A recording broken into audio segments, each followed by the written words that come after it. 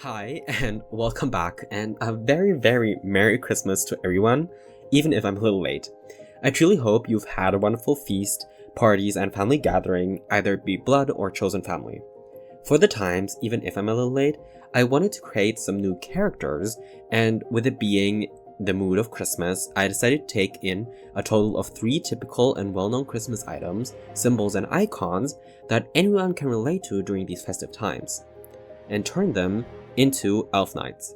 So without further ado, let's jump in, grab some cookies that Santa should have gotten, and some tea, either be metaphorical or real, and lastly, lay back and enjoy.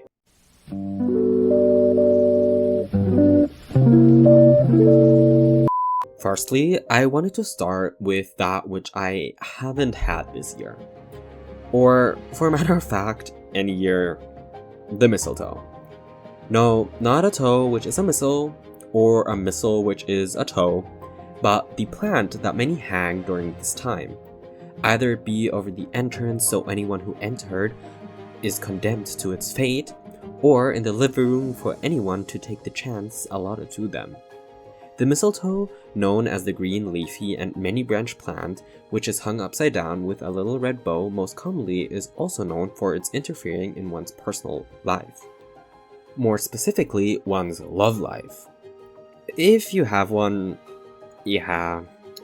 But nevertheless, I still find this tradition quite enjoyable and fun. For this character today, I tried to really give the vibe and feel of a mistletoe, without directly clothing the original character in some kind of plant. For this, I took a closer look at its most common shape, textures, and colors. A character can emulate its inanimate inspiration almost more closely if it's not just the item purely copy and pasted. Furthermore, I also, frankly, just find it boring for my own characters.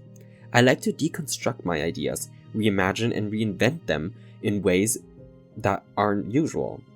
Now, granted, this isn't a brand new idea, and the theme isn't something new, but we gotta start somewhere, don't we?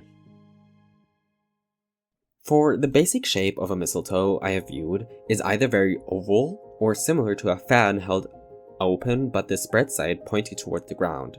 Translating this into the design, I kept the torso and head thin, and its lines all directed towards the belly button.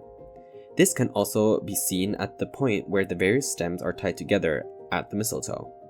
To push this concept, the character is laced together at the waist with a tight corset, literally tying the midsection together.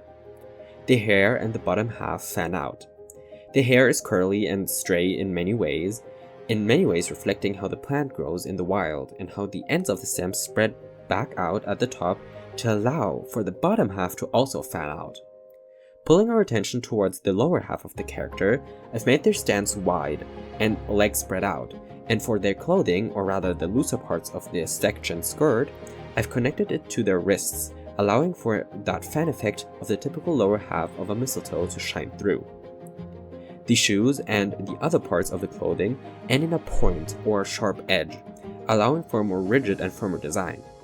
The armor the character is wearing is silver, as gold would have just clashed too much with all the other colors that I added to the rest of the character. Towards the end, I had noticed how the lower half didn't seem balanced proportionally to the upper half, so I added an oversized red bow to the back to enlarge the silhouette and emphasize that bigger and more fanned out lower half you usually see in the typical geometry of the scrutinized object we are handling. Small details such as the intricate thingamabob at the waist, all are conceptualized by the tradition and background of the mistletoe, love being the subject of those traditions. In accordance, some elements of this character design carry sly hearts within them. I was circling around the idea of adding kiss marks around the character's design, similar to what Sabrina Carpenter is doing on her tour. Yet, lastly, I decided against it as it was too busy for me to actually enjoy the design if included. Lastly, I gave them a sword, as mistletoes can be spiky and rough, and with the whole idea of turning these Christmas items into elf knights, I had to think of an appropriate weapon. The colors reflect the spirit of Christmas the most out of the 3 color schemes of the 3 characters I designed today. Green and red captivate the most surface of this design, perfectly reflecting the colors of a not dead mistletoe. I also made sure for the areas that aren't directly green to have a green undertone to push the feeling of earthy tones and earthy vibes. The red clashes very well with the green, balancing out the earthy feels with the idea of love and affection. The idea for the baseline of the concept, Elf Knights, derived from a small detail I read from the history of this subject of importance. The information I have about the history of a mistletoe I got from ambius.com, I hope I'm saying that correctly, but I'll read a small snippet of that website because I just find it really interesting and it gave me the principal idea of the whole video. The mistletoe became a sacred symbol of fertility to the Druids after they saw it blooming in the trees during the harsh winters. It would later become a central focus of the ritual of oak and mistletoe, a ceremony that led the Romans to call the Druids barbarians. Another piece of the mistletoe puzzle comes from Norse mythology. In the Norse culture, the mistletoe plant was a sign of love and peace. The story goes that the goddess Frigg lost her son, the god Balder, to an arrow made of mistletoe. After his death, she vowed that mistletoe would kiss anyone who passed beneath, so long as it was never again used as a weapon. Of course, there's more to the history, and you can really dive into it on this website. They give really good information, so I truly recommend checking it out. But for this video, this snippet will suffice.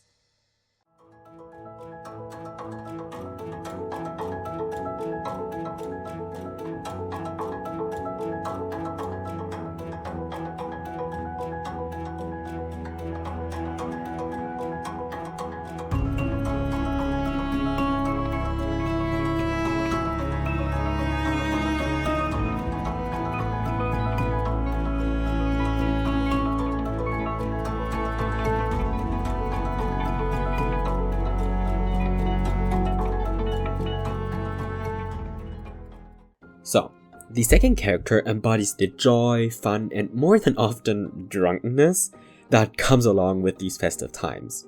Eggnog, as it's not everyone's favorite drink, yet always seems to be part of the themed celebration and festivities, seemed like a really good item to characterize. Besides eggnog, butterbeer, I derived from the Harry Potter movies, also seem to be a popular Christmas beverage, and since the concept and visual of eggnog is quite simple, and I'm a maximalist, I decided to add these to a simple looking drink into one character. The first thing I wanted to absolutely get right is the vibe and feel the character is supposed to show. So I made the expression of giving character very jolly and happy and almost a little drunk. And I truly believe it added quite a substantial amount of concept and character to the overall design. The shape of eggnog and butterbeer is more voluptuous overall, and not very inventive. I mean, it is a glass after all. So, the character in turn is also larger and seems to rest upon something. For the general shape idea of the design, I intended to keep as many of the surfaces convex, so facing outwards, to emphasize what looks like a mug. As well as its orientation in a 3D space, I made sure to edit sharp and pointy edges to feel more round and curvy.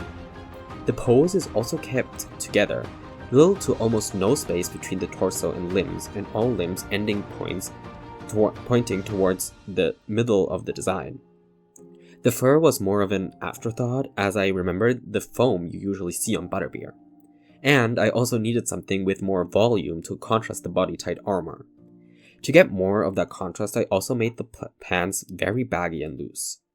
This design overall was also lackluster in details compared to the first design. For good reason though, as the design of both drinks are quite simple in themselves.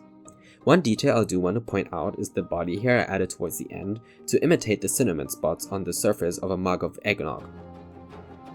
Now, not every eggnog cup will have cinnamon on top, but I do think it adds a little more contrast and more interest to the character design. Another thing I really needed to include was some kind of sheer fabric reflecting on a glass. I mean, eggnog often is served in glasses. If you Google images of eggnogs, most of them are in glasses, so I really needed to include some kind of sheer fabric, but I didn't want to add some frilly nonsense to it, so I just added these two little almost sleeves you would see on a princess dress that are kind of sheer, that wouldn't interfere with fighting or any kind of movement that this character would need to make. Other than that, I kept the colors very muted and warm, almost teetering on beige, once again emulating the colors of the drinks. Overall, I just feel like this character is more calm and the jokester of the crew here.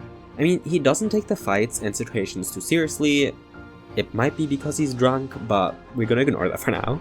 And he always comes around the corner with a witty joke or a drunk comment that takes the heaviness out of the situation.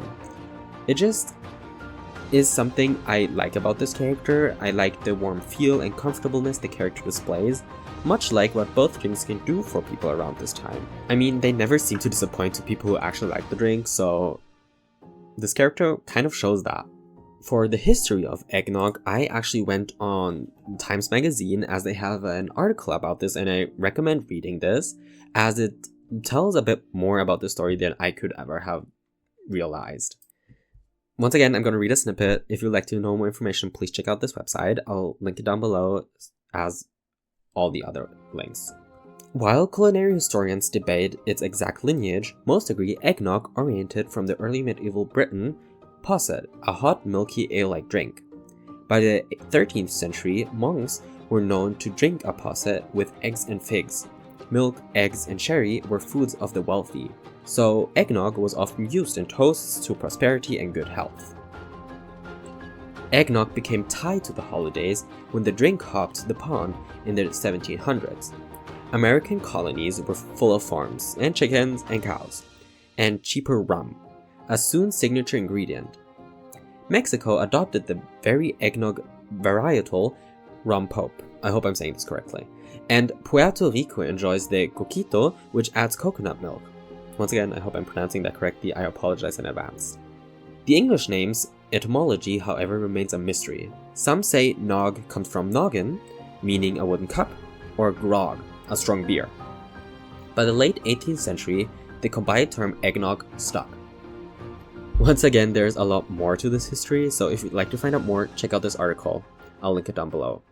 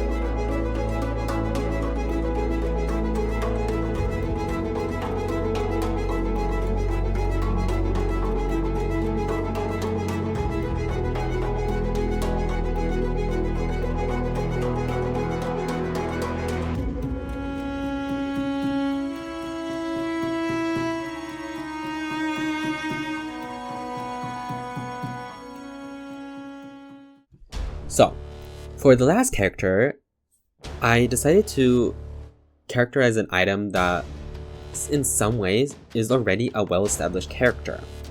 The last item I wanted to transform into a character is gingerbread, and the gingerbread man, or a gingerbread house. I mean, we all know the infamous gingerbread man and his many stories. And I enjoy the concept of the gingerbread man already, so I don't feel like I really need to reinvent the wheel here. For the character design, I once again focused on rounding out shapes and keeping the points in the design to a minimum. I do add some points to the shoulders and the rim of the armor pieces, but they add a nice contrast, balancing the design nicely. Speaking about the armor, I went with wood, as I already had silver and gold in the other two designs. It might seem weird at first, or at least I thought so, but with gingerbread houses and whatnot, I can make several excuses as to why it's actually on theme. One thing I can take from the basic design of a gingerbread man is the decoration of the holiday dessert. Either it be squiggly lines or circles and dots, I use them extensively throughout the design.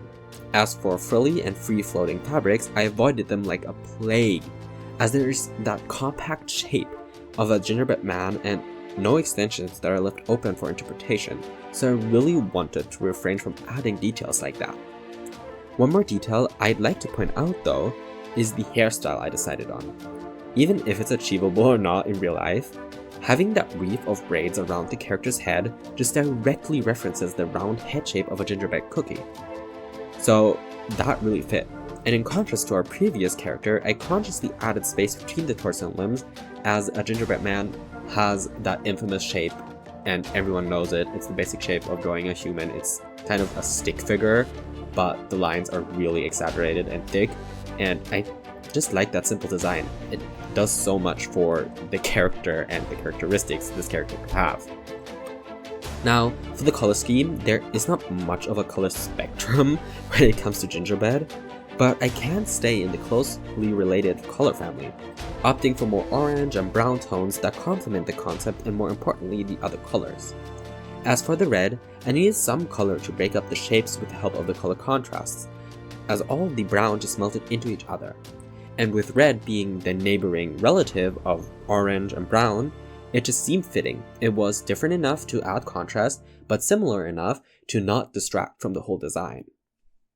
As for the history, I'm gonna keep it brief because we've heard a lot of history today, but I got this information from Kathleen Long Cakes, I hope I'm saying that correctly. Gingerbread, as we know it today, descends from medieval European culinary traditions. Gingerbread was also shaped into different forms by monks in Franconia, Germany, in the 13th century. Lebkuchen bakers are recorded as early as 1296 in Ulm and 1395 in Nuremberg. I kind of find it interesting, which I didn't know beforehand, but that gingerbread is from Germany, or in some ways has roots in Germany. I didn't know that. I mean, I live in Germany, I'm German, and knowing that now, I can appreciate gingerbread and Lebkuchen a lot more. I used to not like it, but in this case, I actually treasure it.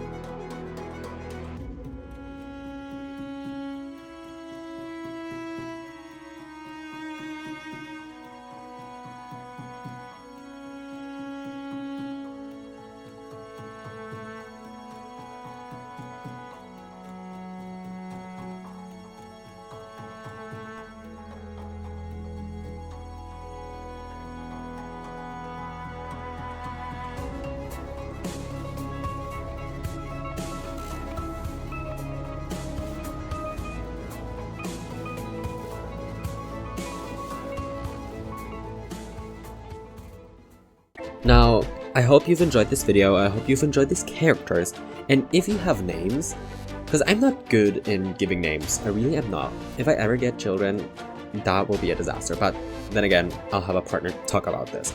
But for this, please, if you have any good names that are fitting, comment them down below, and I hope you've enjoyed, I hope you have festive times, and we'll see each other next year, as I don't have time to make a new video this year, but make your mood boards, make your inspiration boards, and I'll catch you all next year. Goodbye.